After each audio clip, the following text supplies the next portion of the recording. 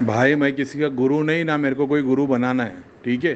तुमको इतना समझना चाहिए कि तुम्हारे घर पे एग्जाम्पल के तौर पे तुम्हारे पास्ट में तुम्हारे पितरों की प्रॉब्लम रही है, बंधन रखा है। अब तुमने चार तांत्रिक के पास, चार बाबा के पास, चार पंडित जी से 10 अलग यंत्र, 10 यूट्यूब से, 10 कई पंडित जी से उपाय बुला के घर में चीज़ें ला के रख दी। तो उससे क्या हो रहा है, उन सब ने जो तुमको सॉल्यूशन दिया है कि तुमको जो तकलीफ आ रही है वो तकलीफ ना लगे। मगर जिस वजह से तकलीफ आ रही है, तुमको हो रहा मलेरिया और तुमको दी जा रही मलेरिया की दवाई। मैं बता रहा हूँ वो मच्छर की वजह से हो रहा है ना। तो लोग बोल रहे नहीं मच्छर मारने के लिए स्प्रे लेके आ जाओ। मैं बोल रहा हूँ नहीं भाई, जिस गंदगी की वजह से वो मच्छर हो रहा है वो गंदगी को साफ करो। तो मच्छर नहीं होंगे, मच्छर नहीं होंगे तो वो आएंगे नहीं, आएंगे नहीं तो काटेंगे नहीं। तो ना तुमको मेडिसिन लेनी पड़ेगी ना स्प्रे यूज़ करना पड़ेगा। समझ रहे हो? तो तुम 10 गुरु, 10 तांत्रिक, 10 तंत्र यंत्र घर में लगा दोगे, लेकिन तुम्हारी सोर्स जो पीछे रखी हुई है, तुम अंदर से कितना भी तुम बाहर से कितना भी वो लगा दो, क्या बोलते हैं ना वो, दवाई लगा दो, अंदर से तो तुम्हारी जो बीमारी है वो सॉल्व ही नहीं हुई है। तो उस पे काम करो ना। ये सारा कुछ घर में से धागा, ताबीज़, यंत्र, पित्र, गुरु ये सब हटा दो। अपने ही पितरों को पूजो, अपने ही भगवान को पूजो, भगवान की एक फ़ोटो लगाओ, उसी का जाप करो, उसी पे ध्यान करो। उसी से सब कुछ मिल जाएगा तुम्हारे को। 10 अलग गुरुओं की ज़रूरत नहीं पड़ेगी, 10 अलग यंत्र की ज़रूरत नहीं पड़ेगी। मैं किसी का गुरु नहीं मेरे भाई। और दूसरी बात, सदगुरु और ये जो आपने ला के रखा है, ऐसे आप 10 चीज़ें ला के रख दो, आपको तो पता ही नहीं, आपने लेके आके रख दिया एग्जाम्पल के तौर पे, आपकी श्रद्धा है। जो शक्ति तुम्हारे घर की भूखी बैठी सबसे पहले वही खाने आएगी। समझ रहे हो? तुमने तो शक्ति के लिए भोग लग दिया, तुम तो शक्ति के रिचुअल फॉलो कर रहे हो। अभी लिंग भैरवी के ऊपर भी तो पितरों के झपटे दिखाई दे रहे। पितरों के झपटे का मतलब क्या होता है कि तुम्हारे पितर तुम्हारी बॉडी, तुम्हारी शक्तियों को कंज्यूम कर रहे हैं। और ये झपटे किन पे दिखते हैं? जो लोग जाप कर रहे हैं, ध्यान कर रहे हैं, हवन कर रहे हैं, उन पे झपटे दिखते हैं। अगर ये लोग ये चीज़ नहीं करेंगे ना तो इनकी पूरी बॉडी काली पड़ जाएगी। काली पड़ने के बाद इनके बाजू में प्रेत खड़े हो जाएंगे। प्रेत होने के बाद फिर अपन देखेंगे भाई इसके बाजू में तो प्रेत है। फिर तुम क्रिया करोगे, प्रेत गायब हो जाएगा, बॉडी पूरी क्लीन हो जाएगी, एक डॉट दिखाई देगा, तुमको बोला जाएगा रमक या कंड रह गया है भाई। मगर वो रमक और कंड किसकी सोर्स है? वो पित्र की सोर्स है, वो देवता की सोर्स है, वो तो केस देखने में पता चलेगा। अब तुमने 36 चीज़ घर घर में सामने रखी है तो आदमी बोल देगा अरे तो तुम्हारे पे तो कृपा है, हनुमान जी भी है, फलाने गुरु भी है, देवी देवता भी है। उसको यही नहीं पता इसके यंत्र रखे हुए हैं। वो सारी चीज़ें निकालोगे तो बोलेगा अरे भाई ये सारी चीज़ तो हट गई। वही हम धाम में देखते थे, इतने सारे देवी देवता केस क्यों नहीं सॉल्व हो रहा? और वो बोलता भी था भाई मैंने तो कोई जाप नहीं किया, मेरे पास सिद्धि कैसे आ गई?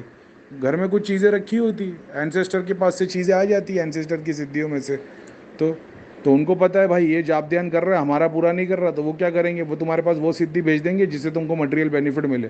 चार को चेक कर दिया, चार को झाड़ा लगा दिया, अब तुम उससे खुश हो तो तुम्हारे पास पैसा भी आ रहा है, तो वो तुमसे भोग लेना शुरू कर देंगे। क्योंकि उनको तो भोग चाहिए ना, वो या तो शरीर से लेंगे या तो तुम्हारे घर में जो तुम भोग रखते हो उससे लेंगे। वो सिस्टम बंद करोगे, वो चीज़ों को हटाओगे, तब तो डायरेक्ट सोर्स वहाँ जाएगी। आज 1,000 माला कर लोगे, उसमें से 10 पितरों को जाएगी, बाकी की तो 10% पितरों को जाएगी, बाकी की 90% तुम्हारी शक्तियों को जाएगी।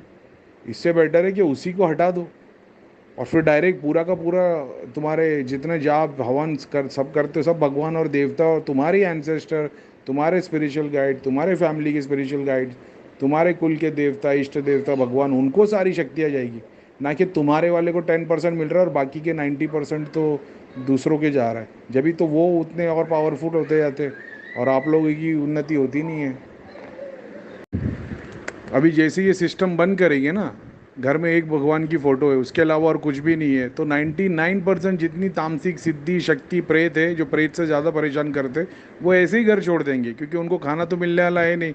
शरीर में कितने दिन रुकेंगे, भाग के निकल जाएंगे। गुस्सा आना बंद होएगा, चिड़चिड़ाहट बंद हो जाएगी। अब निकल के जो चले गए, अब जो शरीर में रह गए उनके लिए क्या? तो उनके लिए अपन ने जो बताया सॉल्ट, शुगर, वाटर रेमेडी और जो स्पाइसेस की और वगैरह की रेमेडी बताई है, उसको खाना शुरू करोगे तो मेडिसिन की तरह बॉडी के अंदर हीलिंग पहुंचना शुरू हो जाएगी। वो लोग अंदर से जलना शुरू हो जाएंगे, टॉयलेट से बाहर निकलना का नेगेटिविटी ख़त्म हो जाएगी उससे।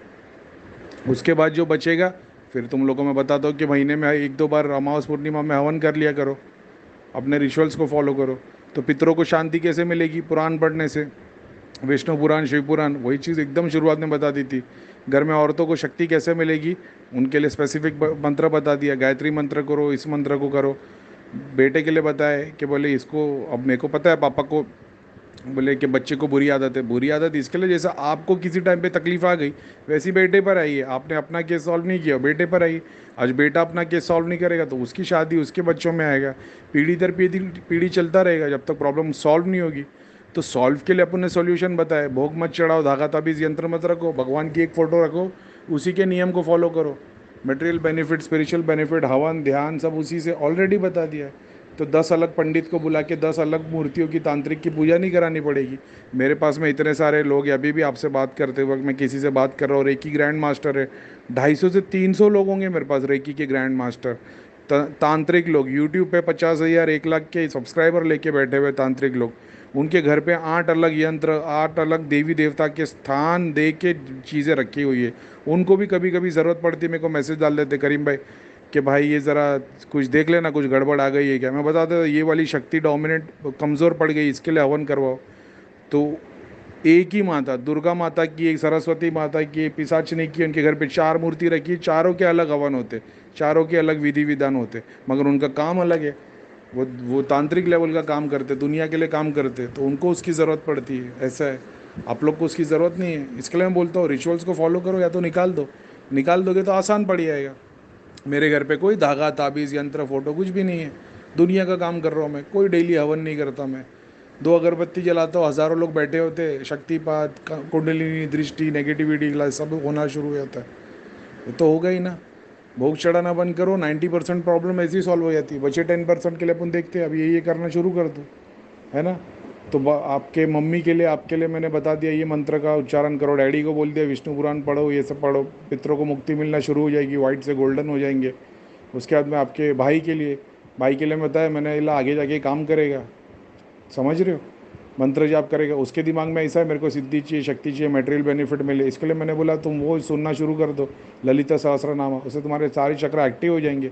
एक्टिव होंगे तो अंदर से पुकारेंगे, जिज्ञासा अंदर से शुरू हो जाएगी, अपने आप अपने मंत्र उठाओगे, किताब उठाओगे और पढ़ना शुरू कर दोगे, क्योंकि अंदर से जिज्ञासा शुरू हो जाएगी। तो किसी तांत्रिक के पास नहीं जाओगे कि मेरे को कवच बना के दे दो, अंदर ही कवच तैयार होना शुरू हो जाएंगे अपने आप सारे के सारे। फिर सॉल्यूशन सब बताया मैंने, बस फॉलो करने की देर है। ठीक है, अभी आप लोग की शुरुआत है, आहिस्ते आहिस्ते सब सीख जाएंगे।